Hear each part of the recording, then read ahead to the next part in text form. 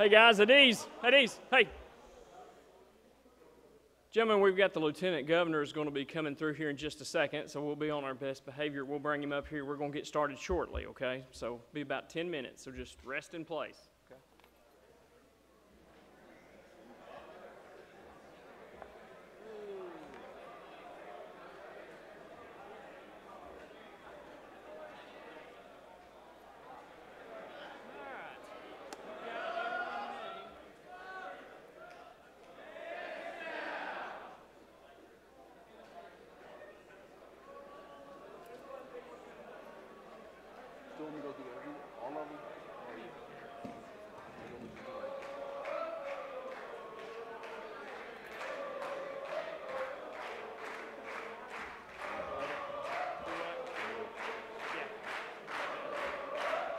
At ease, at ease, at ease, at ease, at ease.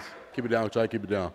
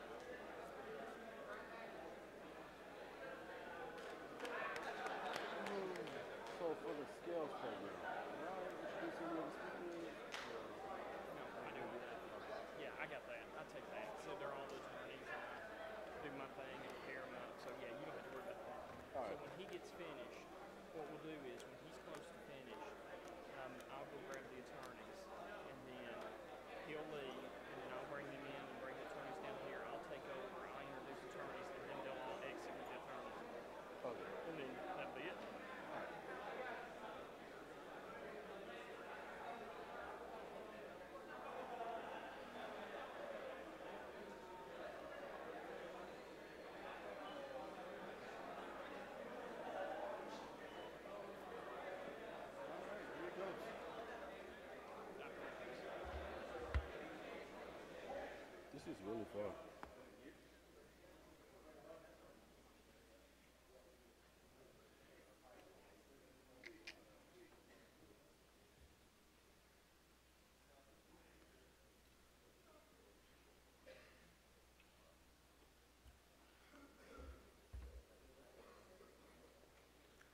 So we have Lieutenant Governor Randy McNally here today. Lieutenant Governor McNally represents the 5th Senate District, which encompasses Anderson, Loudoun, Monroe, and Knox counties. He was elected as the 50th Lieutenant Governor of Tennessee since January 2017. Lieutenant Governor McNally has had a distinguished career serving our state, being awarded the CASA President's Award in 2012, the Legislative Hero in 2012 from the Tennessee Association of Mental Health Organizations, the TBI Distinguished Award in 2012, and the Small Business Guardian of Small Business Award, and that's just to name a few. As chairman of the Senate's Finance, Ways, and Means Committee, for a decade, McNally oversaw the General Assembly's only constitutional prescribed duty, the passage of a balanced budget. The Lieutenant Governor holds a Bachelor of Science degree from Memphis State University and a degree from the UT College of Pharmacy.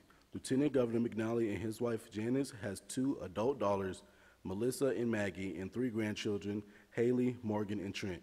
Please welcome Lieutenant Governor McNally.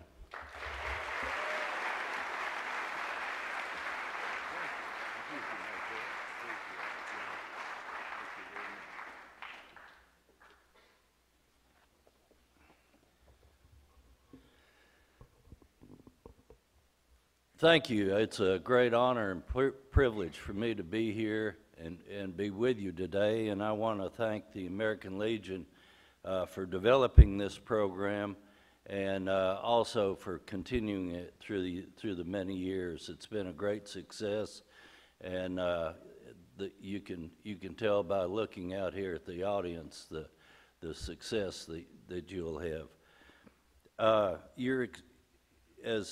As members of the Boys State community, you're extremely fortunate in being here. This is an outstanding program, and it's centered on molding the citizen leader. Nothing could be more important for us today to have good leaders for tomorrow. I hope you take the time to absorb everything and to learn everything here. It's very important in the relationships that you'll establish here, and the people that you get to meet are a great part of the program here. Being a good citizen is important not only for your success, but for the success of Tennessee and for the success of America. It's in Tennessee, we pride ourselves in having good citizens. In fact, that's why our state is called the volunteer state. Tennessee's history is a requirement in your schools, and I'm sure many of you have already taken it. But it's extremely important to be well versed in our history, and also in the civics courses that you'll take. Thomas Jefferson said, "A nation that expects to be ignorant and free expects what never was and what never will be." Our system is a system of self-government, and it's up to us to produce good leaders to lead us into the future and to make sure that America is strong. Democracy is not a passive endeavor. We need our citizens to be informed and engaged, and I'm proud that you're certainly doing your part. Having been selected to participate in this program demonstrates that you are potential leaders for our country. It's often been said that with great power comes great responsibility, and a good leader will put a lot of effort into building the right team around him or her. You need people that you can trust. You need people that are on your side, but you also need people that can challenge you, and that certainly people that will be honest with you and whose judgment that you respect. You need to be able to depend on their support when going gets tough. Being a leader can be a lonely job at times, so you need a support system in place to help you through the tough times that you'll face. I have a great group of senators who are very talented and skilled individuals that I get to work with. And there are 33 of those members of the Senate, and each of them have their own particular skills and particular styles in leadership. 9 of those members are committee chairmen. In fact, one from here, Paul Bailey, chairs the Transportation Committee. The most important thing about leadership is learning that you cannot control everything, but you must take responsibility, and the buck stops with you. You have to trust the people that you work with, and in turn they have to trust you. A lot of leadership has to do with remaining calm and having a positive outlook on the things that surround you. Integrity is essential.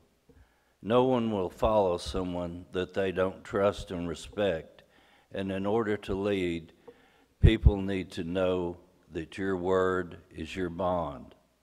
It's a myth that political leadership is about how to manipulate a situation to persuade people by tricking them.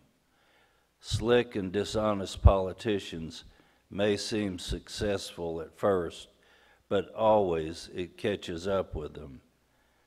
Decisiveness is another quality that I've found critical in leadership. Being able to assess a situation and make decisions quickly is important. If you end up wringing your hands and delaying decisions, people will question your call, regardless of whether you made the correct decision or not. A leader's confidence will inspire confidence in others. Ralph Waldo Emerson once said, "There is no limit to what you can accomplish if it doesn't matter who gets the credit." And if there's a key to being leadership, it's this: being leader is not about you, it's about the individuals that you lead. People have a hard time remembering that, and it's certainly understandable. But if leaders could just remember that one statement, our entire world would be a better place. People and relationships are very important, and accomplishments and results also matter, but certainly the relationships that you form and will form are extremely important. The role of a good leader is to motivate and inspire people to perform tasks well. You need to know how to delegate and how to be a leader of leaders. Treating people well is the best advice that I can give you. It seems simple, but very few are able to accomplish it. I had a very good friend and mentor in the Senate, Senator Douglas Henry, and he was a master at being gracious to people. In fact, one time he and his opponent were at an event, and they were going to another event, and it was within walking distance, but unfortunately, like it does today, it rained, and his opponent didn't have an umbrella, so Senator Henry offered to walk with him and use his umbrella. He also shared with him what he was going to be talking about ahead of time, giving him a heads up on what he was talking about. But he was a master at being gracious, and after interacting with him, you always felt better about yourself and better about your place in the world. And that's quite an accomplishment, and it's a key skill for any successful leader to have. You will find that if you're always kind and helpful, it pays dividends in the end. People who only help people that can find themselves in need of help themselves, and that help is certainly there for them. So be good to one another, and always stay on the path that you're on. By participating in Boys State, you're putting yourself forward as someone who wants to take an active role in keeping Tennessee great. I hope you will continue on your course, and I certainly want to thank again you for participating in this program, and thank the American Legion and Tennessee Tech for their ability to present this program for you, and hopefully that someday some of you will serve as governor of the state of Tennessee, or as Lamar Alexander did, and he was once governor of Boys State, or as a member of the Senate, as many of our senators have gone through either the Boys State or Girls State program. But again, thanks for what you do. Thanks you for your participation. May God bless you, and may God bless the state of Tennessee and our nation. Thank you very much.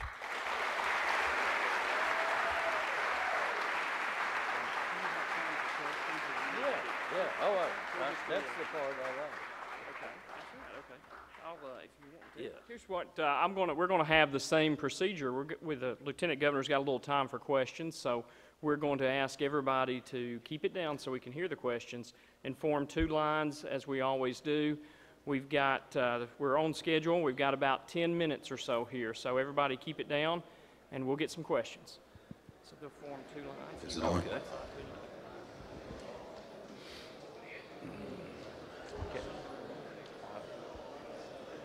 Hi, if you could state your name and where you're from. Okay. My name is Danny Isham. I'm from right here in Cookeville, Tennessee. And I'd like to ask, what is, in your opinion, the greatest single piece of advice that you could give to future political leaders?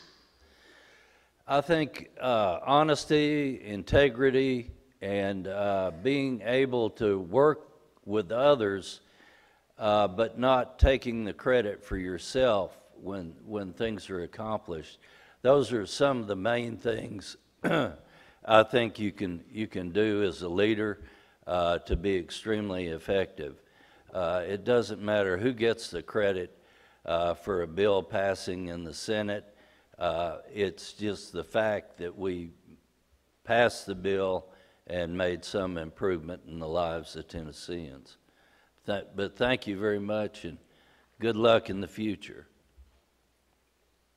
My name is Ketchum Wells, and I was just wanting to ask whether it's in your position or in the workforce or wherever, you were talking about trust. How do you establish that relationship with your coworkers?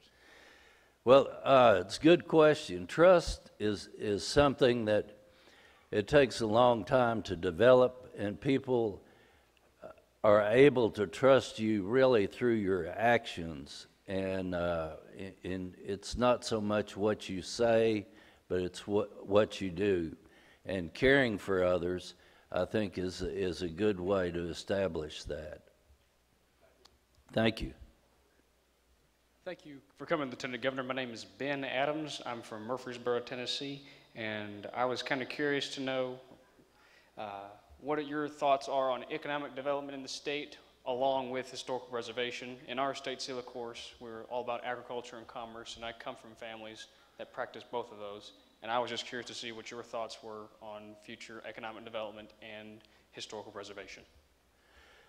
Well, economic development, I think, is the engine that's been driving Tennessee the last few years. And what we have done in the Senate and also Speaker Harwell in the House and Governor Haslam is try to remove the obstacles that prevent economic development. Also, we compete with other states in trying to offer different packages to help entice companies to come to Tennessee. And we really stress the school systems that we have, the environment that we have, the beautiful mountains and rivers, and the business-friendly attitude that Tennessee has.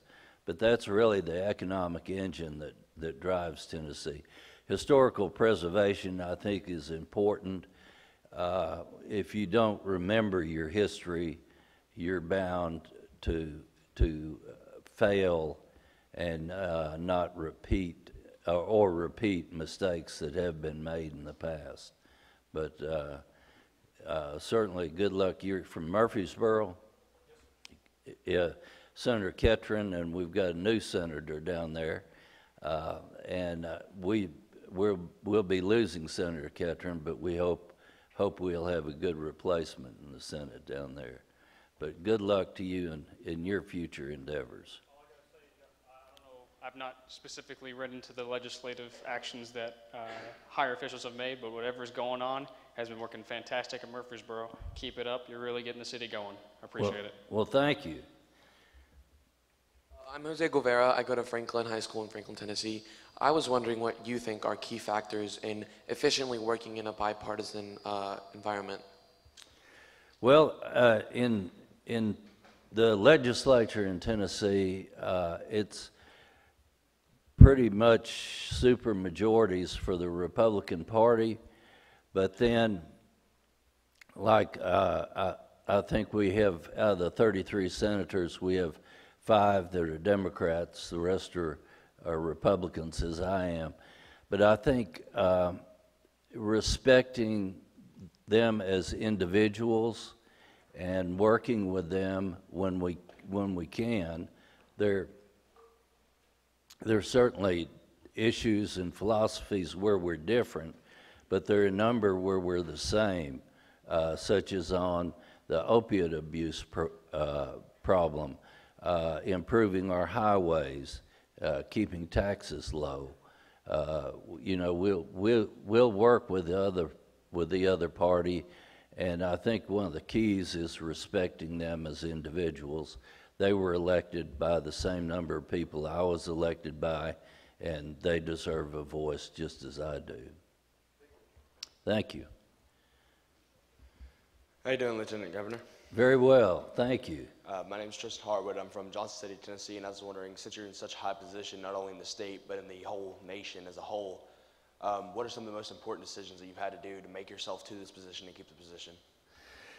Well, I don't know if I'm in a high position.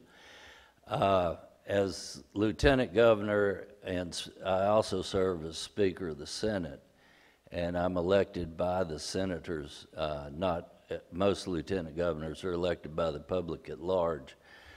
But the most important decisions I think that I've had to make have dealt with the opiate abuse program. As a pharmacist, I have a special interest in that, and we not only promoted the bill that the governor had, but also promoted a bill that put some restrictions on some of the Suboxone clinics. Some of them are good and they're helping people. Others are just handing out medicine and not. And we worked with the TBI, the Department of Health, and developed legislation. And actually, it was I believe Senator Yeager from down in Roane County that carried it. But and that's another thing. It doesn't matter who carries the legislation, and it just matters that we got it through and we made some improvements in Tennessee. Thank you. Good afternoon, Lieutenant Governor. My name is John Ryan Scarlett. I'm from Jefferson County, Tennessee. Last time I was down there, I was down at the Capitol a few months ago, and I was able to see some of the wonderful work that you guys were doing down there at the Senate, dealing with some of the agricultural issues that we're facing in Tennessee today.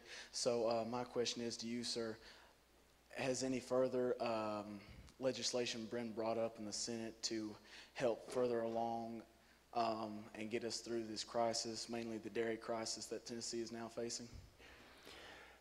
It's that developed fairly late in the session, and it really developed after the cutoff for legislation. We have it's actually the 1st of February or the last in January, depending on when we start.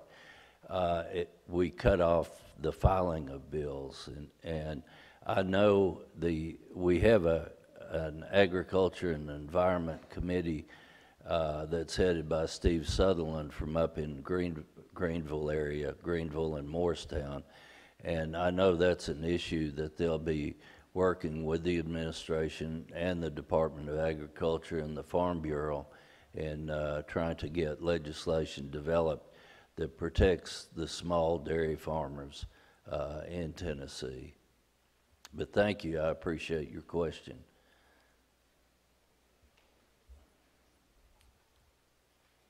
Good afternoon. Good Lieutenant Governor. afternoon. My name is Abhi Manda. I'm from Murfreesboro, Tennessee. And it was from my understanding that there was a bipartisan coalition tasked with decreasing the state's reliance on private prisons. Could you give me an update on the progress made by the legislature on, leaning off these private prisons and such? Well, they're still meeting and they're still having receiving information and getting the facts about the issue. The private prisons, we've found that the private companies can build the prisons cheaper and quicker and a lot of times better than the state can because of the rules that we have. So I think that we just need to keep a very close watch on how they're performing and make sure that they're not taking shortcuts which adversely affect the lives of the people that we're entrusted to care for while they're in prison. Thank you. Good afternoon, Lieutenant Governor. My name is Hayden Harb. I'm from Knoxville, and I was wondering how you got your start in politics, whether you always wanted to do it or you were just kind of thrown into it, because I know a lot of different politicians get there in different ways. Well, thank you, and you're from my home area, so I really got my start when I was in high school on a debating team. It really wasn't a team. The teacher just assigned two people to take opposite sides on a presidential election. And I had an interest in history, and even though I went through pharmacy school, most of the courses were in chemistry and the sciences. I took part in campus politics through the fraternity I was in, and did the same at the University of Tennessee in pharmacy school. So when I got out of school, Winfield Dunn was running for governor, and he was from Memphis, which was where I was. And I talked to him and told him I'd be coming back to East Tennessee, and he needed help there. So I was able to work with him and his team, and that developed an interest. And eventually there was an open seat, and I decided to run for that. And started out quite a bit behind, and was able to catch up mainly through doing a lot of door-to-door. And that's probably the most effective thing, if you can do it, if your district's small enough, is going around and meeting each individual and talking to them. One fella, I even woke up, he was working the night shift, and after a while, he forgave me for waking him up, and we had a good conversation. But thank you for your question.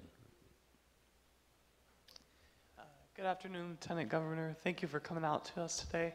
I'm Anthony Cash from Mount Juliet, Tennessee, and coming from the Nashville area, I've seen how it's growing by population, and I was wondering if there were any plans in the state government to help facilitate that growth in the Nashville area and the county surrounding. Yeah, there's been tremendous growth around the counties surrounding Nashville. And a lot of that's driven by our industrial development and recruitment.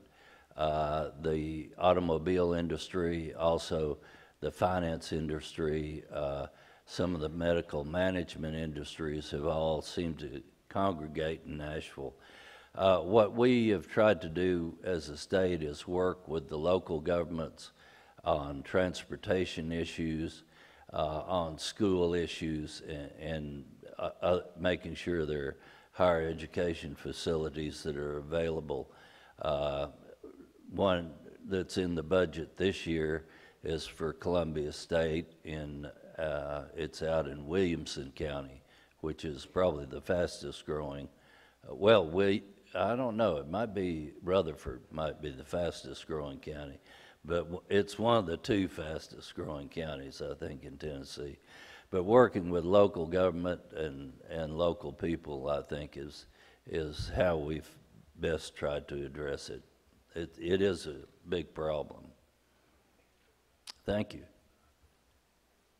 Hello, my name's Chayton Casals from Hickman County, and this kind of stems off a question earlier that the last guy had here. But what are some of the specific choices that you have made to get you into the position that you are now? Well, I think the first choice, I made a mistake when I started to run, and I started to do all the campaign organization myself and pick out the colors for the signs and locate the sign placements and bumper stickers and T-shirts and all that. And I found out very quickly that I was quite a bit behind, and I met with my team and they said, let us do that. Let us take over that part, and you just go out and knock on doors.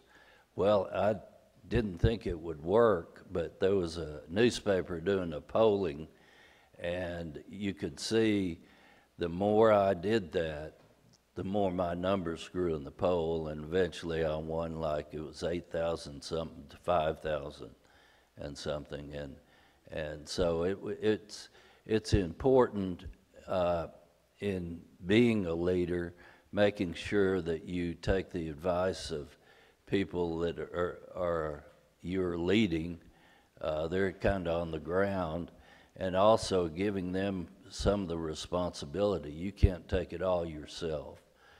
So that's, we eventually ended up winning. And it was due to their efforts as much as it was mine. But thank you for your question. Knoxville, Tennessee, and Oh, another Knoxville. yeah, and this question is kind of related, but if you had to change something that you did in high school, what would you change? Well, there's probably a number of things. One thing, in my latter years in high school, I picked up a very bad habit of smoking, and I wish I had never done that. I also wish that I'd applied myself a little more. When I was in high school, I had a pretty good time and did the same in college.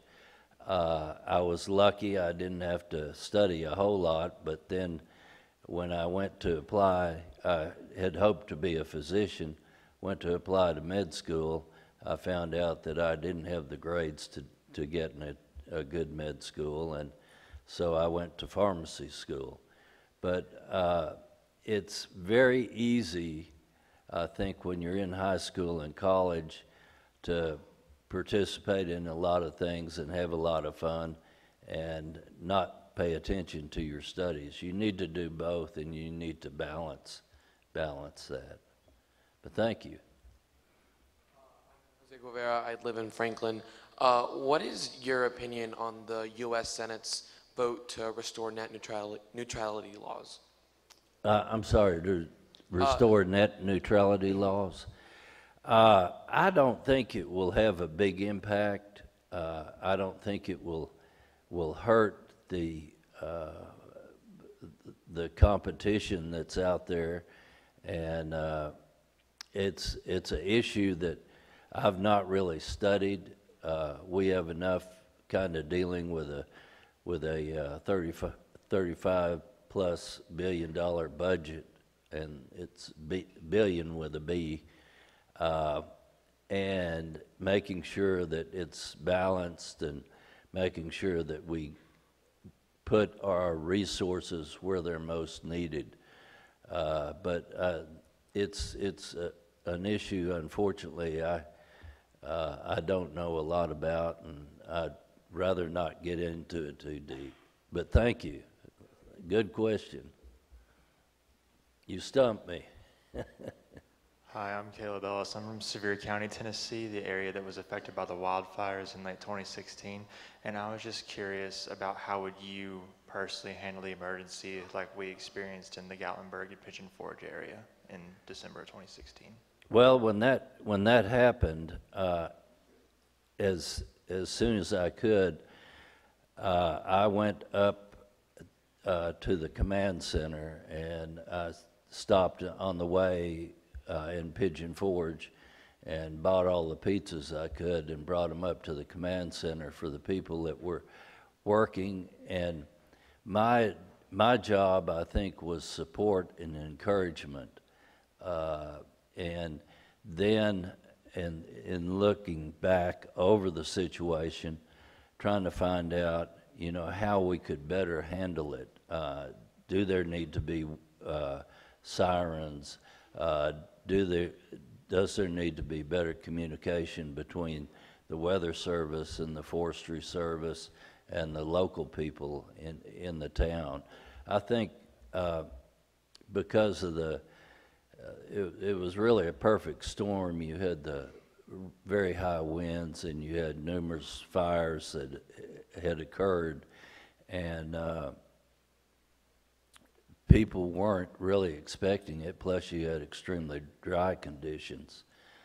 So it was something that was very difficult to handle. But initially, when something tragic like that happens, my job, as well as the governor and Speaker of the House and the legislators from up there, Senator Swan, he was a representative then, Senator Overby, he's now a U.S. Attorney, but making sure that we give the support to the people that are on the front lines, and then assessing what we can do better as a state and as a county and city government in preventing the loss of life and the loss of property that occurred.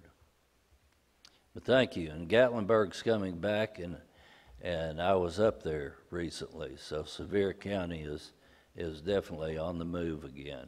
Thank you. One more.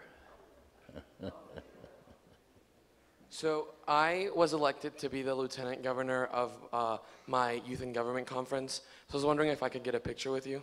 Yeah, you sure can. Thank you. Be happy. Be happy to.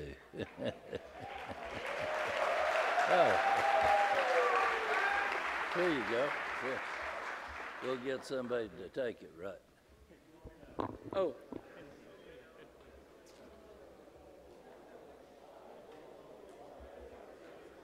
And you're from? Franklin, Tennessee. Franklin, okay. That's Jack Johnson's area, right? Oh my gosh. What happened?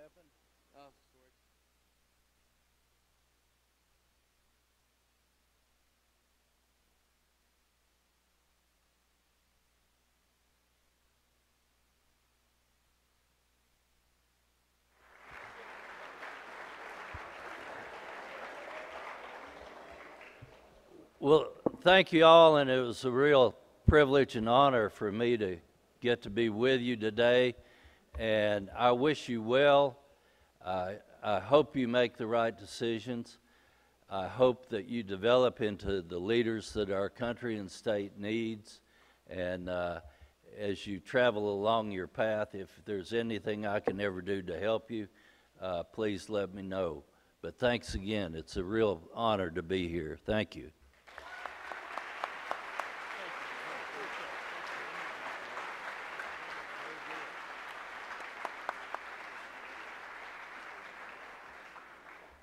All right, gentlemen, we'll keep it down and stay right here. We've got the governor's going to exit, and then I've got some attorneys to bring in. We'll start our scales project here in just a second, so rest in place.